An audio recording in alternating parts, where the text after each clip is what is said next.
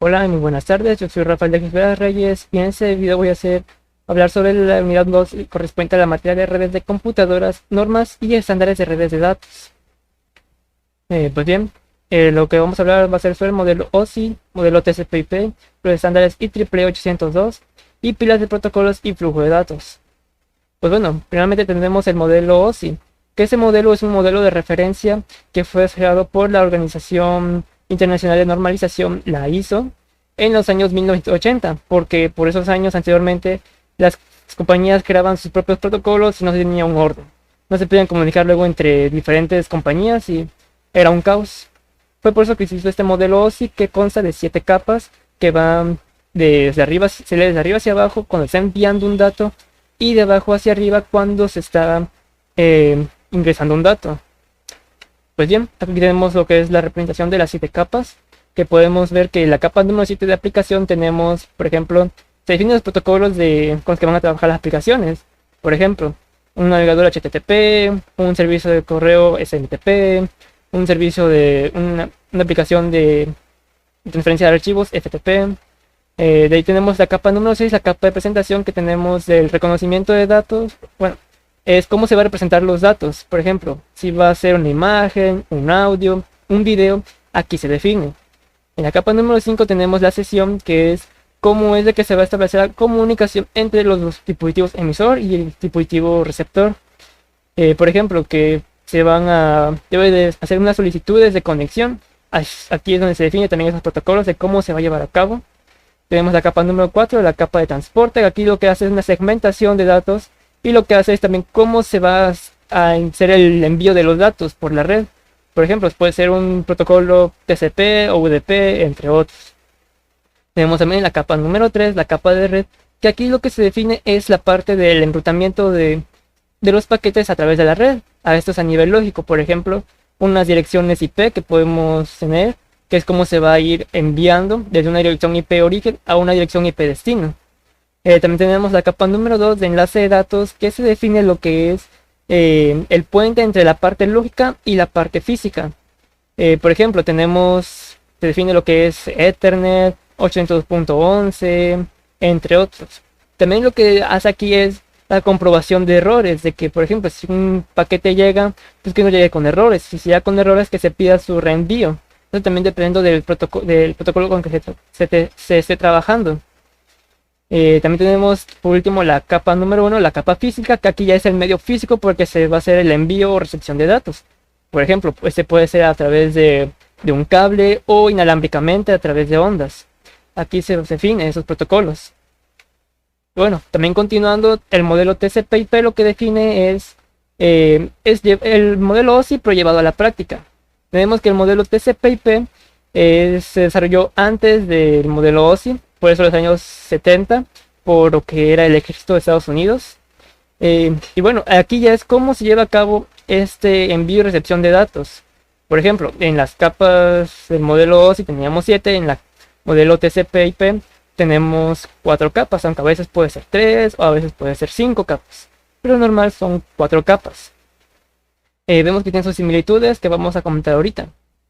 En la capa número 4 del modelo TCP/IP tenemos los datos, que esto es donde cómo se comunica la aplicación con la red, es cómo interpreta esa información. Por ejemplo, un navegador puede interpretar la información por un protocolo HTTP o HTTPS y puede ser mediante una presentación de una página web con HTML, o puede que un servicio de mensajería se presente los datos, por ejemplo, una imagen, un video o texto plano, entre otros.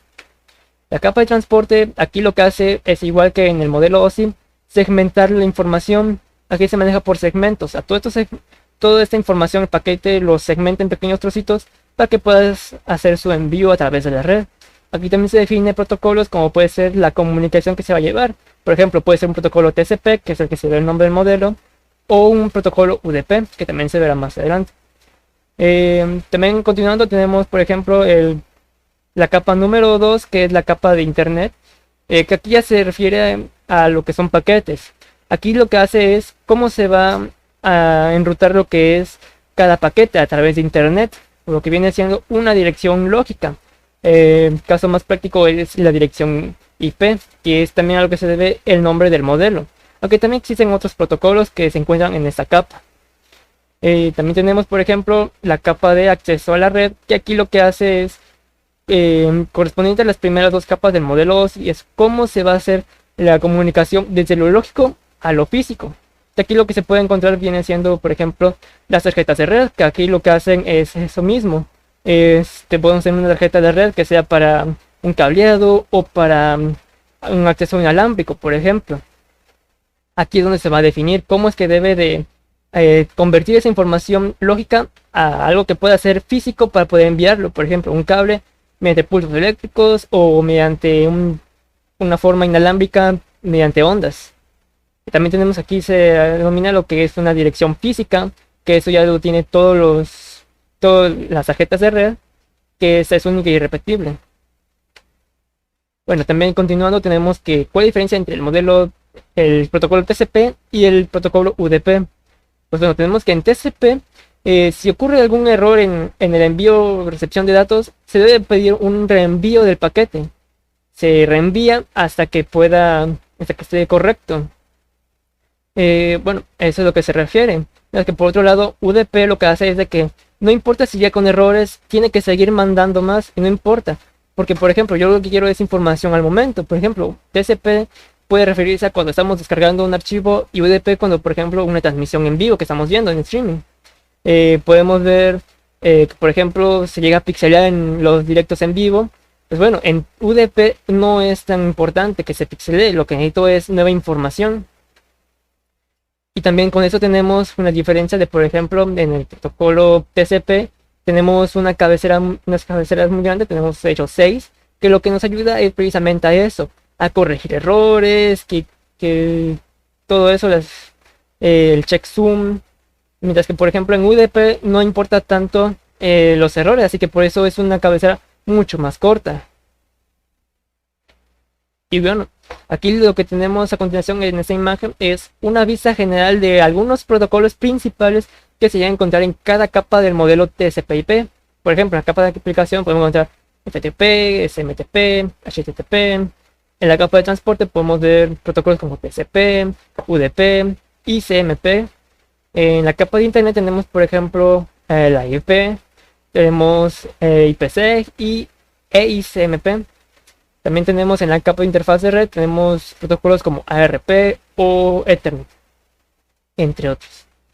A continuación veremos lo que son los estándares IEEE 802, que estos se desarrollaron en los años 1980, casi a la par que el modelo OSI. Y bueno, este protocolo IEEE 802 es una familia de un grupo de protocolos que lo que nos define es cómo debe de establecerse la comunicación, lo que viene siendo las primeras dos capas del modelo OSI. Por ejemplo, aquí define tanto el medio físico como la parte a la que se convierte a medio lógico, cómo debe interpretarlos. Por ejemplo, tenemos el estándar IEEE 802.1, que en este caso lo que hace es el estándar de cómo debe de ser las arquitecturas para redes LAN, para redes MAN, para redes WAN, entre otros. Aquí es donde empieza, aquí es donde se define cómo es que van a empezar a hacer las siguientes estándares. Cómo debe interpretarse para poder proseguir a lo que son las capas superiores y poder interpretarlo de una forma lógica.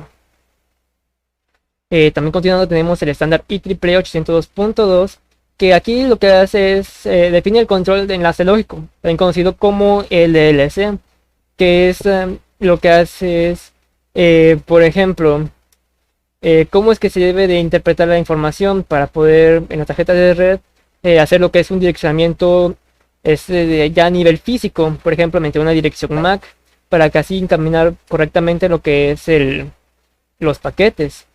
E incluso también hacer una comprobación de errores en caso de que haya algunos, ahí se comprueba. Continuando tenemos el estándar IEEE 802.3, que aquí lo que hace es aquí lo que se estandariza es más que nada el cableado, principalmente el cableado Ethernet, que por ejemplo, aquí se define por ejemplo qué tipo de cables hay, cómo es que deben de ser esos cables, los pines, los colores que llegan a tener. Y por ejemplo, aquí también lo que se tiene es la comprobación de errores mediante CSMA diagonal CD.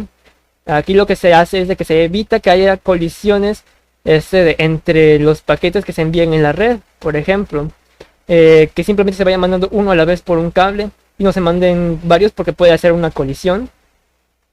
Aquí se define en ese estándar cómo deben de trabajar esos cables.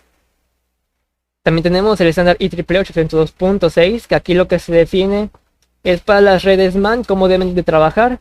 Aquí ya es como, por ejemplo, cómo se establece la comunicación entre lo que vienen siendo los dispositivos que tienen dentro de esa red y cómo se debe comunicar con otras redes que se pueda conectar. Como podemos ver en la imagen, podemos ver, por ejemplo, una red MAN 1 que se puede comunicar con una red MAN 2 y cómo se pueden comunicar con otras redes, por ejemplo, con MAN 4, 3 o 5. Aquí MAN se refiere a esta norma y son las diferentes redes que hay. Bueno, también tenemos, continuando, el estándar IEEE 802.11, que aquí ya es cómo debe de trabajar lo que son las comunicaciones inalámbricas mediante Wi-Fi. Aquí, por ejemplo, se nos define a qué frecuencia deben de trabajar, cuánto es su tasa de transferencia, entre otros. Como podemos ver, también existen lo que viene siendo una familia dentro de ese estándar, como puede ser la A, la B, la G, la N o la AC, que cada uno tiene sus diferencias. Como se puede ver en la imagen de la izquierda, tiene su frecuencia y una tasa de envío. Continuando tenemos el estándar IEEE 802.15, que este es más que nada Bluetooth, como se define en lo que viene siendo en redes PAN, que estas son redes más personales, más pequeñas, que bueno, ese puede ser cómo es la comunicación entre los dispositivos personales, por ejemplo, puede ser entre, por ejemplo, mi teléfono que se comunique con los audífonos, unas bocinas, entre otros. Eso es porque Bluetooth no tiene un alcance tan largo. Es por eso que se usa este estándar, cómo debe de llevarse la comunicación entre estos dispositivos mediante esta tecnología. Y por último tenemos el estándar IEEE 802.20, que aquí se define lo que viene siendo la comunicación móvil, mediante dispositivos móviles. Por ejemplo, si yo un dispositivo móvil, por ejemplo una computadora, un teléfono celular, me puedo conectar a una red, pero ¿qué pasa si de repente estoy en movimiento y me conecto a otra red? Aquí se define cómo debe llevarse a cabo esa conexión, cómo debe manejarse ese cambio de direcciones. Y bien, aquí se puede ver una lista más detallada de todas las demás estándares que se definen en esta familia de IEEE 802. Hubo muchos que también no dije, pero bueno, son los más relevantes. Por último tenemos la pila de protocolos y el flujo de datos. Que bueno, primero el flujo de datos lo que se refiere es a cómo se hace la transmisión en lo que viene siendo, por ejemplo, de un dispositivo hasta otro dispositivo, que tiene que pasar por diferentes dispositivos intermedios como puede ser routers o switches. Tenemos que los routers se manejan a lo que viene siendo capa 3 del modelo OSI, que lo que hace es de que reciben las tramas, lo que van haciendo es checando, o sea, desempaquetando cada uno de esos paquetes y viendo si pertenece a su red. Si no pertenece a su red, lo que hace es un enrutamiento a otro router para que pueda llegar a su destino. O si es a nivel 2, lo que hace es de comprueba a nivel físico, por ejemplo, una dirección MAC. Y como bien habíamos dicho, se lee de arriba hacia abajo en caso de envío y de abajo hacia arriba en caso de que se reciba un paquete. Y por último, la pila de protocolos, que aquí lo que se nos define es ahora sí que todos estos protocolos, los que hay, cómo es que se comunican entre ellos. Por ejemplo, vemos en el lado izquierdo lo que viene siendo la pila OSI, las capas OSI, y vemos cómo es que se van desarrollando, cada empresa desarrolla sus propios protocolos y cómo se comunican entre ellos. Por ejemplo, aquí tenemos lo que viene siendo TCP y UDP. En la parte más baja podemos ver, por ejemplo, los estándares IEEE que se han mencionado con las topologías LAN, MAN o WAN, entre otros. Y cómo es que estos se llegan a comunicar entre sí para poder pasar a capas superiores, o en capas superiores cómo se comunican en capas posteriores. Y bien, eso sería todo por mi parte. Gracias.